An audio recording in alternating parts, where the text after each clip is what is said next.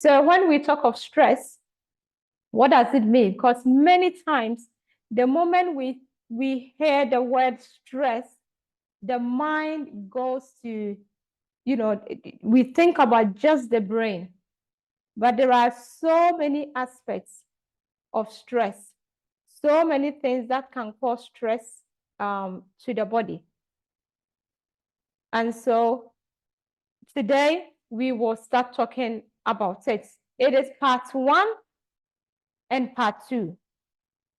In the part 1, we are going to deal with stress itself, the physical stress or physiological stress that we come in contact with, which sometimes we kind of turn a blind eye, and then eventually it can cause some harm to the body. So that is what we will look into. And then in 2 weeks' time, we will go to the other parts or the second part of stress, where we will literally talk about emotional stress and mental stress. Stress, anxiety, and depression, somehow they go hand in hand if we don't deal with it properly. So physical stress can lead to anxiety and depression.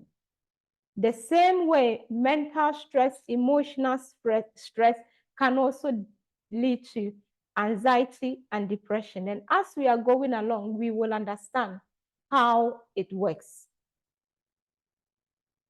So what is stress? When we check dictionary or we go online, stress is defined as a pressure, a burden, a tension, something that you put on something for too long. It's difficult for that thing to deal with. So let's say you ask a 3-year-old to pull a tractor. It's such a stressful situation that you are putting on the body. So stress is putting a pressure on the body, a tension on the body. And it could be an organ, so it could be the heart, it could be the lungs, it could be the liver, it could be the digestive system, it could be the skin, the eye, wherever, even the ears. You can put stress on the ear. And as we go along, we will understand why. So what are some of the stresses that affect us? Anything that causes physical strain, emotional strain, and mental strain. So we would first talk about the physical strain today. And then later on, in 2 weeks' time, as I mentioned, we will deal with the mental and then the emotional stresses. Someone defined a stress as response to external pressure, real or perceived. This one, the perceived one, will play a major role when we deal with the mental and then the emotional. Real is something that you can see. Physically, you can see it, you can feel it, you can touch it, it is there. So it's causing a stress, it's causing a tension on your body. That is the physical stress that I'm talking about. The perceived one normally happens in the brain, though we will talk about it more in 2 weeks' time. But that is, sometimes, okay, I'm going to lose, the way things are going, am I going to lose my job? If I lose my job, what is going to happen? And then you start creating the problem in your head. The thing literally hasn't happened, but you have made a plans and you are thinking as if that thing has happened. And then your body responds to it. Your body cannot tell something which is real and perceived. It deals with it the same way. Whether you are chasing by a lion or you are sitting down thinking that you are being chased by a lion, your body cannot tell the difference. And so your brain thinks that if you are thinking that you are chasing by a lion, then you need this hormone, you need that, you need that. The fact that you are perceiving it, it is a stress. And so I need to bring up all the stuff, the hormonal stuff that you need. Right. Physical stresses or things that put stress on our bodies. I'm talking about the body. I'm not talking about the brain. I'm not talking about emotions. I'm talking about the physical body that we have. So physical stresses, we have mechanical injuries. So something can literally hurt you and you put stress on the body. Somebody can have an accident and that is a mechanical injury. It causes a stress to the body. Operation, you have a surgical procedure. Maybe something has happened, you need a surgery. It puts the surgical procedure, the fact that you have been cut or you have something excised from the body, it puts a stress on the body. I remember whilst working in surgical, when we are counseling individuals who are going to have either breast cancer removal or colorectal or whatever, a colon cancer, the advice will be face it as if you are going to go for a marathon. So prepare your body that you are going to run a marathon. So from today until we have the surgery done, you need to prepare yourself. It's going to put a huge stress on your body. Every single part of your body is going to face that stress. So we kind of prepare them for that. Prolonged physiological burden. You know, our bodies, God has made it in such a way that at a certain point in time, when I use it, I need to give it a break. Right now, as we are sitting here, our heart is pumping. And when it contracts, when you feel we call it lapped up, when you see that you feel or you touch your heart and then you feel the pump. When you are not feeling it, your heart is resting. That is why when your heart is pumping too much, pumping above 100, over 100 per minute, it is a major concern for us healthcare professionals, because the maximum should be 100. It has to be between 60 beats to 100 beats per minute. If it is doing, let's say 150, 120 per minute, that is a massive stress on the body. Eventually, the heart will give up. So when you come to the GP, we check your heart rate, you are pumping over 120, 115. Before you leave, you will have propranolol. We need to slow down the amount, the rate that your heart is pumping. We need to slow it down. If not, eventually, your heart will say, you know what, this is too much for me. I am tired, especially if it goes on for a few days. But let's say you are being chased by a lion.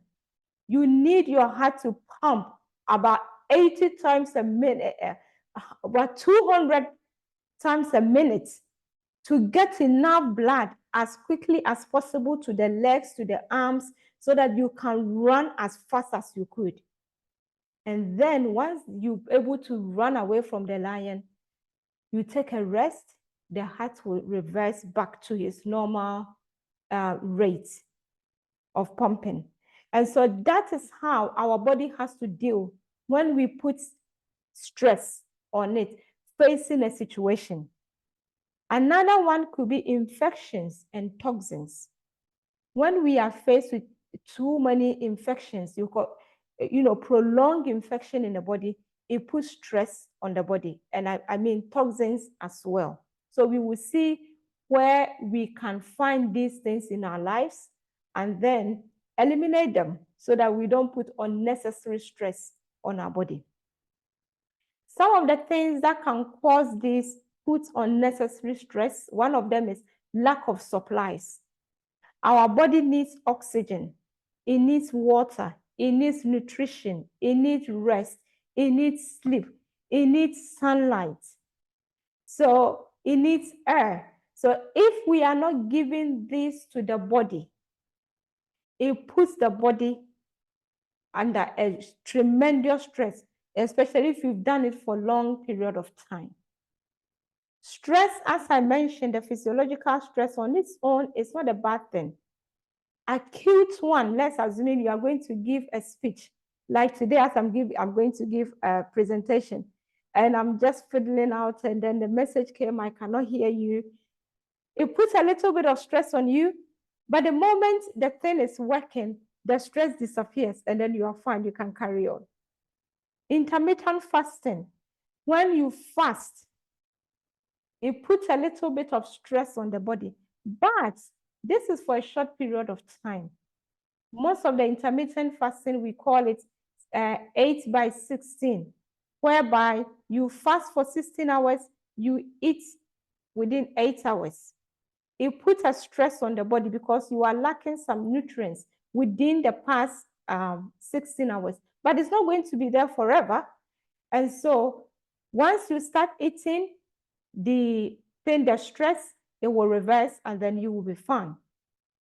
Life-changing situation like death in the family, a friend has passed away. Yes, it will put a stress on you, but this is a short period of time that it has to be there.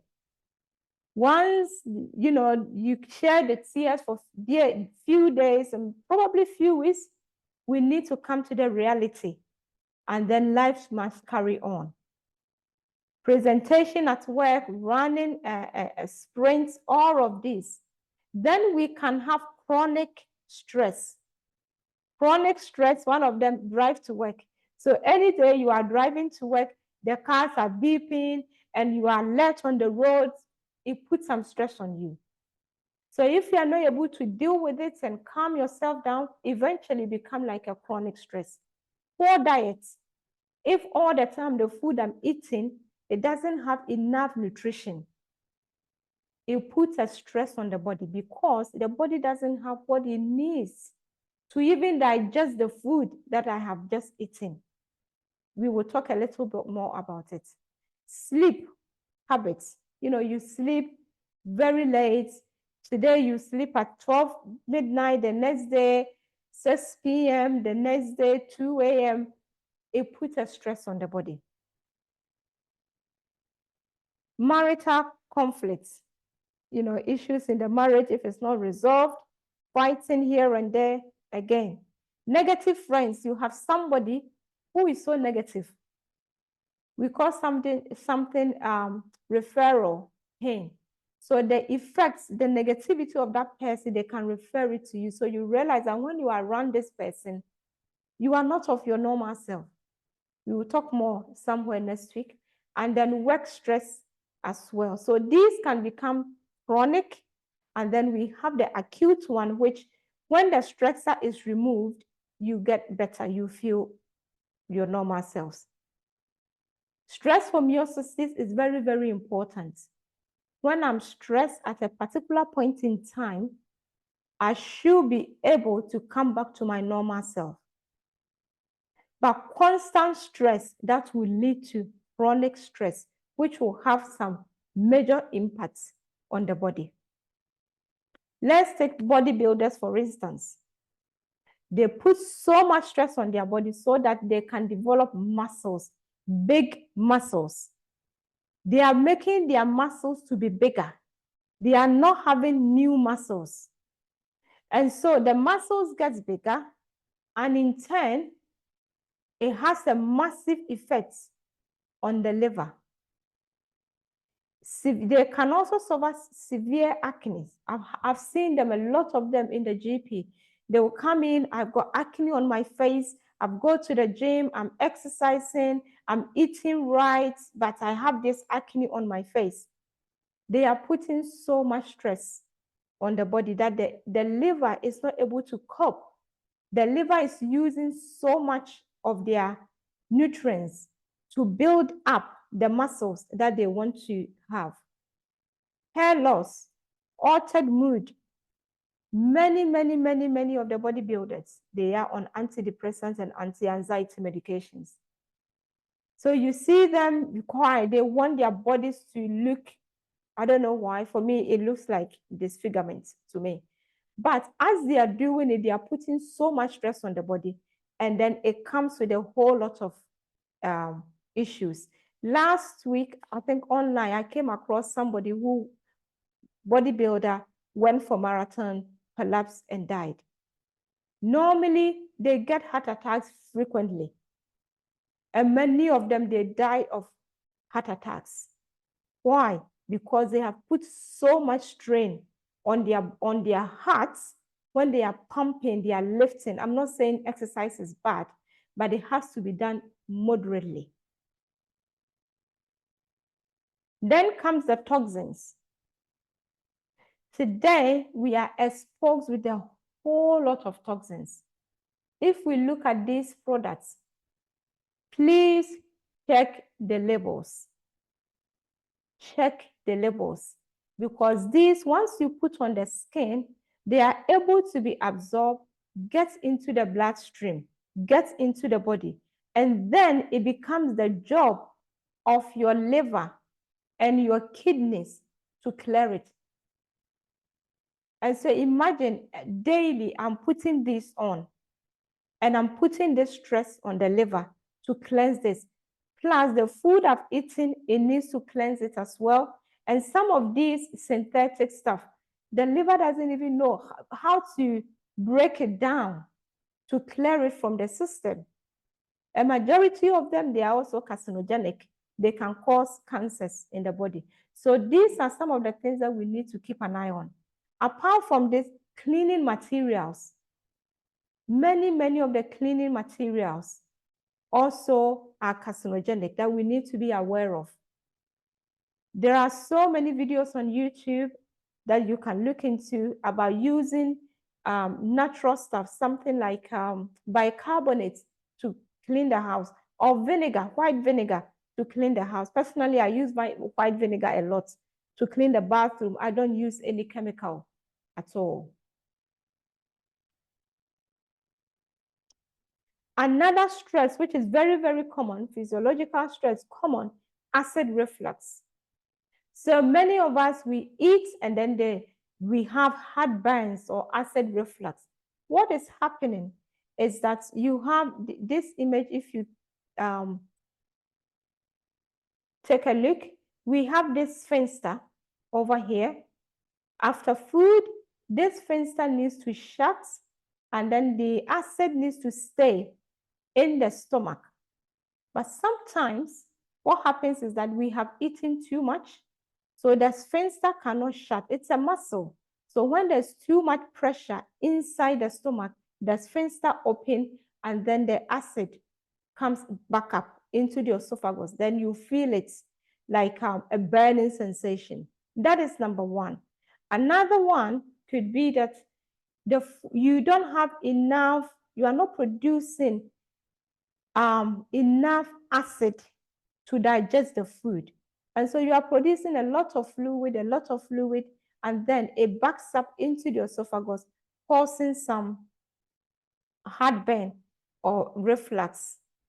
Most of the time when you come to GP, we will give you PPI, omeprazole, lansoprazole, those medications. But what it does is that these PPIs, it interferes with the nutrients which you need to absorb under acidic conditions. So let's say calcium, it has to be, your stomach needs to be acidic for the calcium to be processed, for you to be able to absorb it. It also interferes with your infections. So when there's a lot of acid, if you have eaten something which has bacteria, it will digest it. The acid will kill it. But sometimes, because we have taken the PPI, it dilutes the acid even more, and then the bacteria can stay in there. We are not able to absorb B12 because you need intrinsic factor. Intrinsic factor is released when the stomach is acidic. These things can lead to pneumonia, chronic kidney disease, dementia, drug-induced lupus. So PPI, omeprazole, lansoprazole, it shouldn't be our daily go-to when we have acid reflux. We need to find out the root cause. Is it because I'm eating too much? Or is it because I'm not producing enough acid to digest the food? And eventually, if the acid continue, it will change the lining of the esophagus, which means as a turnover of the cells, it can become cancerous. So when we are suffering from acid reflux or we are suffering from heartburn, let us find the root cause and deal with it so that it doesn't become something serious. I talked about the liver and some of the infections that can cause issues with the liver. You see, if you look at this cycle over here, the liver should supposed to be this color, very nice, but it can become fatty. How does the liver become fatty? Because we are giving it too much load. So some of the loads might be coming from the sugars that we eat. So the excess sugar, especially fructose, the liver will have to convert it into fats. And as it carries on daily doing this job, eventually you don't drink alcohol, but you can develop fatty liver, non-alcoholic fatty liver, based on the food that you are eating. Sometimes you can also have infection, which will put some burden on the liver. So the liver is not able to process stuff as it should. And eventually the liver can also become fatty. Especially this year, I've seen a lot of fatty liver blood tests, because you do your normal MOT for the over 40s. Then you look into the blood test, ALT is high, and you ask yourself why. Many of them, you will send them because of how high the enzyme is, you will send them for ultrasound, and then the reports will come that, oh, there is a fatty liver. Then we'll advise you, in terms of the diet and other things that you need to do.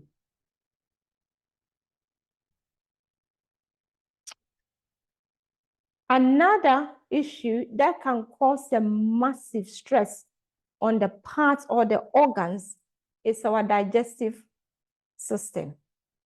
You see, this is here, that is the digestive system, or the colon and the small intestine. Over there, what happens is that we have a good bacteria that's supposed to interact with all the other parts of the body. So if you we have something like gut-brain axis. So your brain is connected to the stomach. Whatever happens in the stomach, it has effect on the brain. And then we have gut-lung axis, which means your lungs is connected to the gut. So your gut, when there's an issue with your gut or your lung, it sends message to your gut, because all of these organs, they need some molecules, they need some stuff from your good bacteria to help them to work. So they interact very well. If there is an issue, or let me just backtrack, metabolism. Some people, why am I putting on so much weight? I'm not able to shift weight and all of that. You are eating well, but still you are not able to shift weight. It could be your metabolism is impaired because we are not producing the right molecules to interact with how you metabolize food. And so losing weight becomes a problem.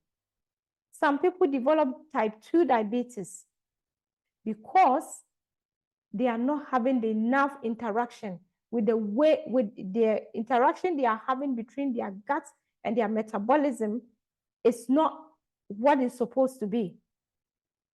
Mitochondrial dysfunction, again, is about interaction.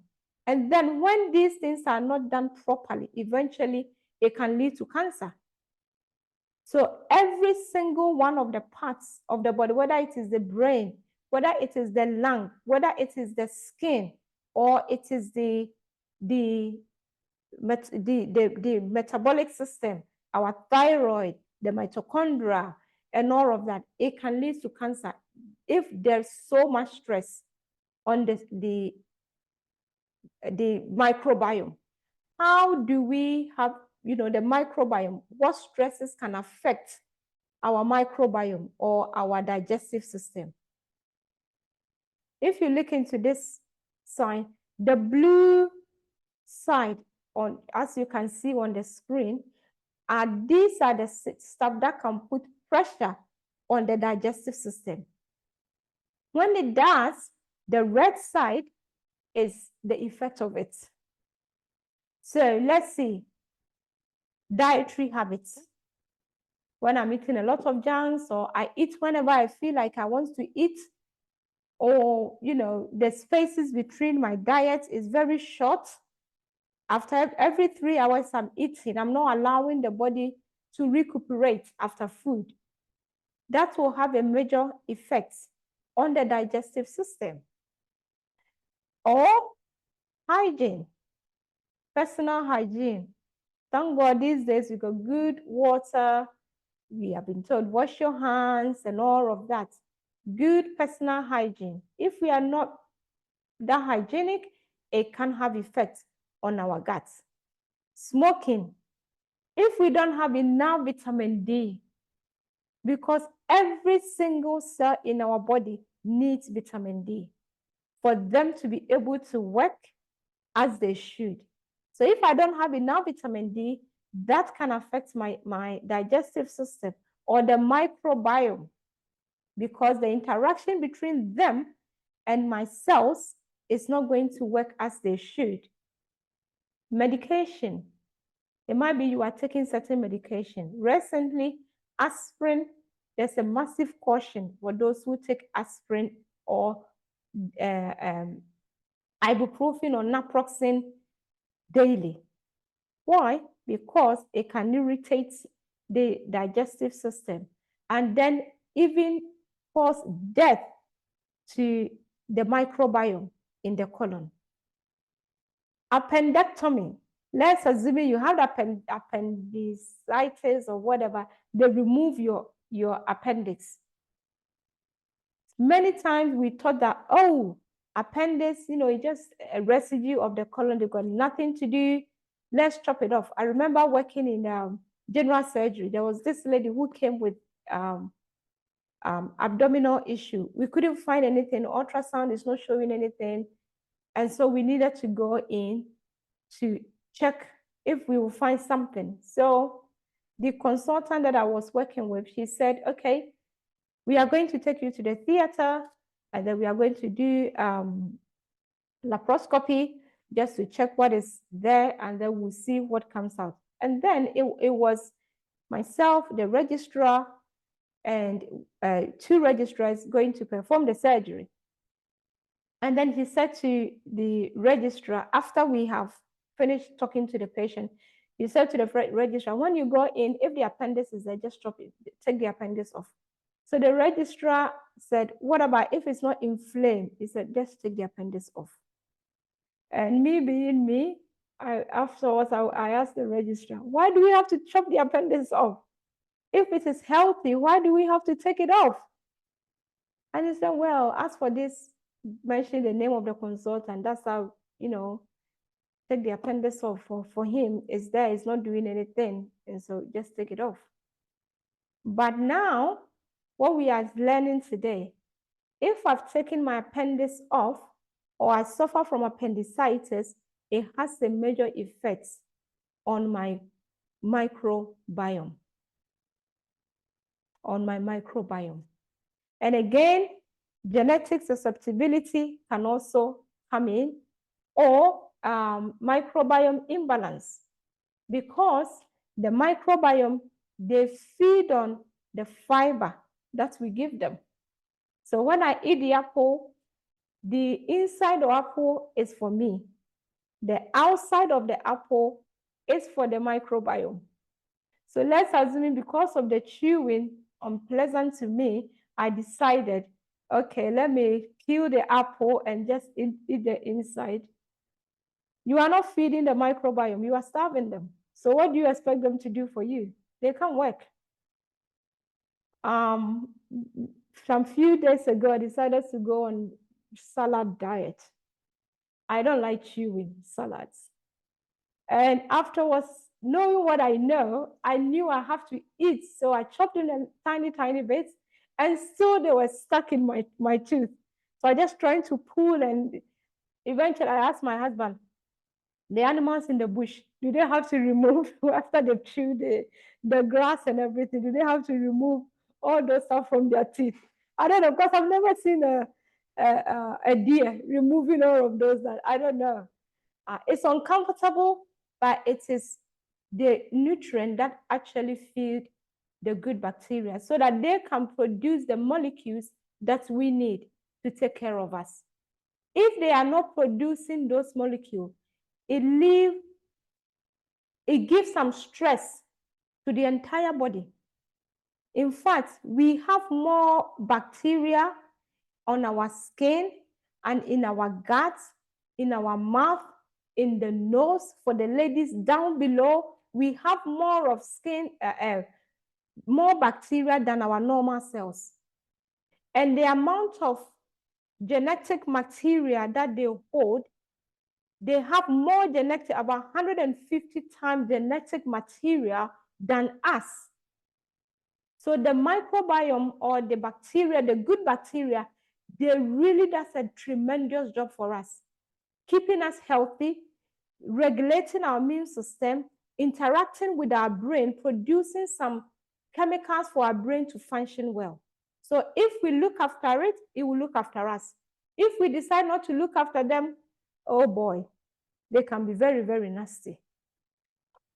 When they are not we are not being looked after by a microbiome, abdominal pain, dementia can result out of it. Bleeding can come out of it. Gas, bloating. How many of us do not suffer from gas and bloating? Why? Because the good bacteria, you don't have enough, you have the bad one. So as soon as the sugar goes in, they ferment the sugar and then give you gas. For us, if you have the good one, more of the good one, they don't need the sugar, they actually need the fiber. So they want the fiber to be able to produce the molecules that they need, or that we need. How do we combat this? Stresses, lack of supply, as I mentioned, can cause stress to the body. First, nutrition is our number one. Nutrition, nutrition, nutrition. We are meant to be moving. I'm not saying go to the gym and, blow your muscles so that you develop big muscles, but exercise is essential. We are meant to move. Water, extremely important. I think I've mentioned it here. Normally, for us, especially the Black community, our kidneys, it's not that great. So it is so easy for us to go into kidney failure if we joke with our water, if we don't drink enough. Personally, when I do reviews on MOTs, I check I look for EGFR and creatinine, regardless of your race. If I notice that it's gone below 70 or even around 75, I will draw your attention to it. I will ask you, do you drink enough water? Majority of people will tell you, oh, water is so boring, I don't like it, I drink scotch, coffee, tea. Then you try to educate them. Many of them, they just don't want to hear it. You know what? Your kidney will continue to function even if the strength reduced to, let's say, 40 EGFR. Only up to 40, you won't feel anything. By the time it starts giving you the swollen legs, the swollen ankles, you have dropped to about maybe 15 or 20. And by that time, the rot has set in. you will need a dialysis. And so water is good for our kidneys. Some of us, we are worried, I drink water and then eventually I go to wee and then you don't have time and all of that.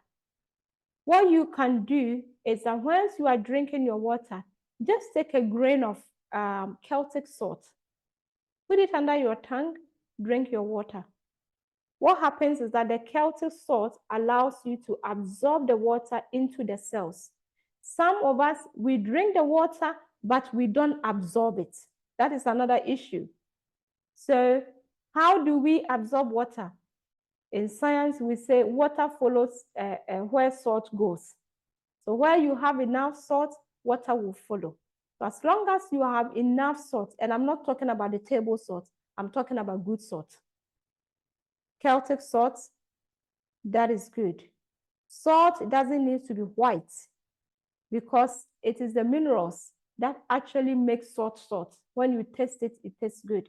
Those of us who are Christians, the Bible talks about if a salt loses its savor, it is good for nothing. Jesus is the one who said it. If you have removed all the minerals from the salt, like the table salt, it's good for nothing. So let us learn to eat good salt. Sunlight, vitamin D. Please, here in UK, especially the blacks among us, our skin, we don't absorb too much of the sun. And all the time we are indoors. And even if we go out there, look at the jacket, we cover ourselves. Therefore, it would be so good if you get some vitamins. And if you are going to take some vitamins, vitamin D, you might need vitamin K2 depending on the dose. If you are taking only 1,000, 2,000 IU, maybe vitamin K2, 200 or 90 microgram, that is fine. But normally the 1,000, 2,000 is just a tip of an iceberg. It won't do you anything. And so my advice has been at least go for about 4,000. Then you have your K2. But to help your body, once your body begins to absorb vitamin D, you also lose a lot of magnesium. Because magnesium, whilst you're absorbing the D, it depletes your magnesium. And so if you are taking vitamin D at a high dose, go for magnesium, go for K2, and that will really, really help you. Everything that we are doing in moderation, even the good food in moderation. Air, open the doors at night, let the fresh air come in. There's one particular herb, spider herb or spider plant, very good for indoors. Put a plant in the room. Rest. Some of us, we want to finish the work quickly. So even though we are tired, but we don't rest. Have a regular rest at work. A weekly rest is also important. Go on holidays. If you cannot go on holidays because it's expensive, your local area, look into the area. At least take a holidays and go for a walk. Every day, go for a walk as your holidays. Those who believe in God, continue to trust in God. The God that you have come to know, hold on to Him. So these are the ways that we can do to help the physical stress. Today, it's all about the physical stress of the body.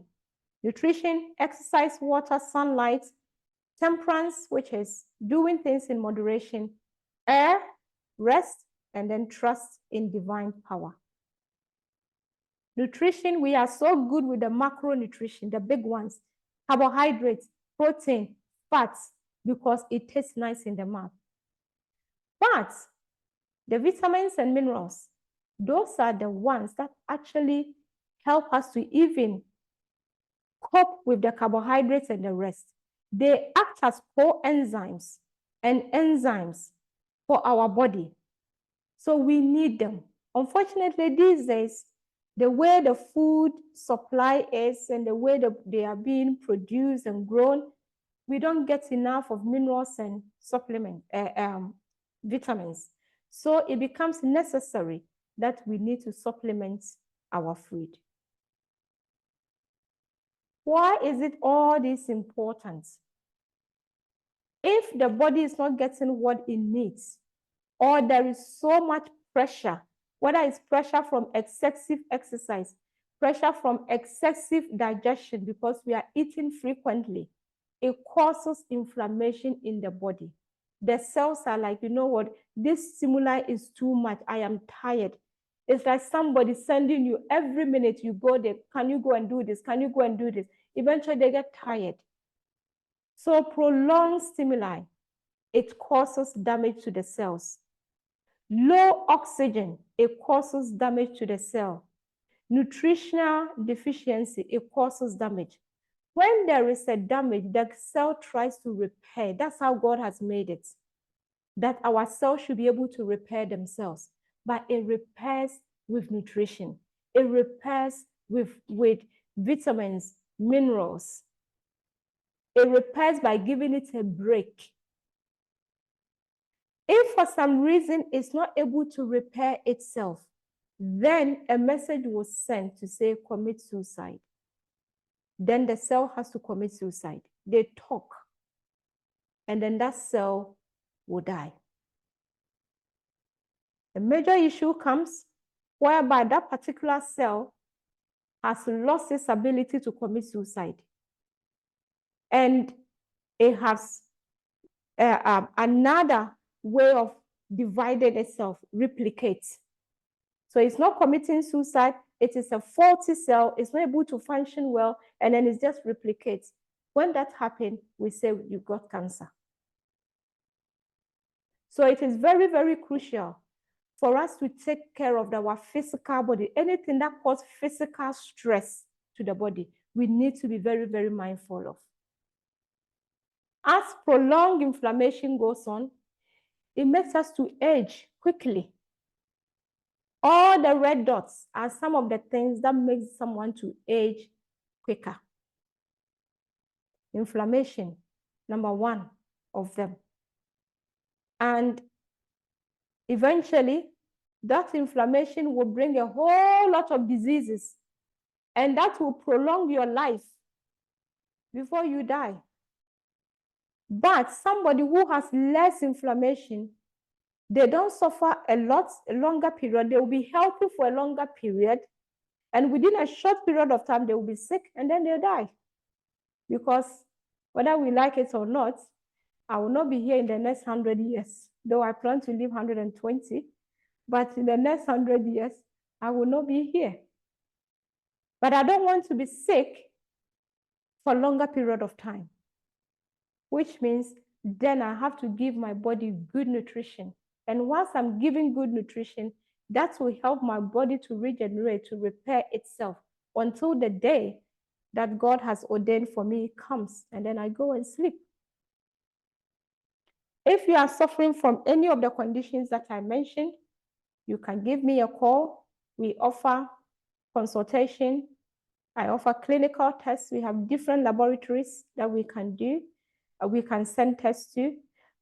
We have health check programs where we check for your blood pressure, you do some blood tests, and then we sit down to discuss your general health. If there's an issue, you can decide to go on a program, either detox program or wellness program. Thank you for listening. This brings us to the end of the presentation. Now the floor is open for questions and answers. If your gallbladder is taken, what are some of the consequences? So, okay, so I did not mention about gallbladder, but if your gallbladder is taken, because there are so many issues whereby somebody's gallbladder could be taken out. One of them is if it is inflamed. Normally, when it is inflamed, the surgeons will not do operation. For some reason, inflamed gallbladder, they don't know why. Once you take it out, the person can die. And so you might be in terrible pain, but you realize that they won't do the operation because you can die. So they will wait till the inflammation has gone down.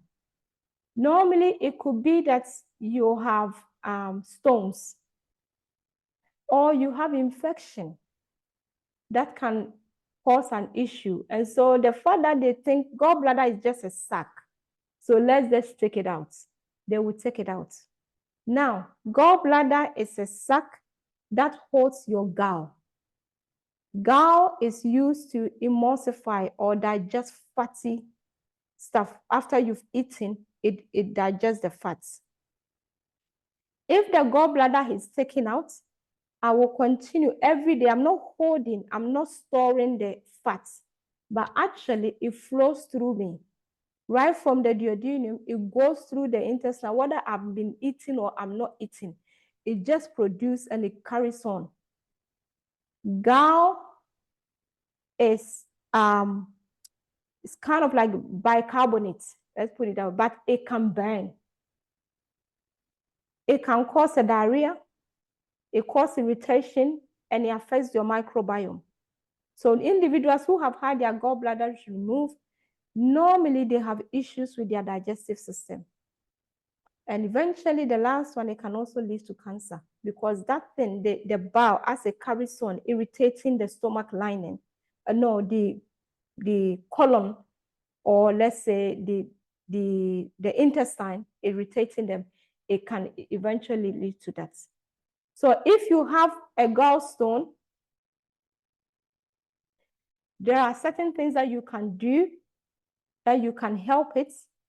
If you work with a functional medicine practitioner, we can use castor oil, we can use detox, and all of them will help with that. I hope I've answered your question. Someone is asking about foods with vitamin D+. Foods with vitamin D+. Yes, you can have them, but I wonder how much is in there. Remember, the vitamin D recommended dose is 400 IU, which is just a tip of iceberg. And so the food, I wonder how much vitamin D that they will fortify with it. But if the food it says 45 vitamin D, by all means, go for it. Remember, if you are going for high dose, let's say like 4,000 IU, you have to take vitamin K2 with it. Good. So next 2 weeks' time, it's about emotional and mental stress. Okay, so please, the emotional, the mental, don't miss it. You should have missed this one. If you are going to miss any presentation, it should have been this one, not that one. So I'm inviting you to come. If you have some time, you can go to our website, Revity.clinic. You can visit at www.revity.clinic. All the products are now up, and you can indulge yourself. You can look into what we are doing. We have fantastic write-ups over there. So you can find the soaps, you can find creams, you can see the herbal teas, you can see the services that we provide. Read about it. We also have free discovery call. That is a new addition. Free discovery call. So you can, any health issues, you can ask your friends, your family, they can call Monday to Friday, book appointment anyway. They have to book it, and then I will call them at that time.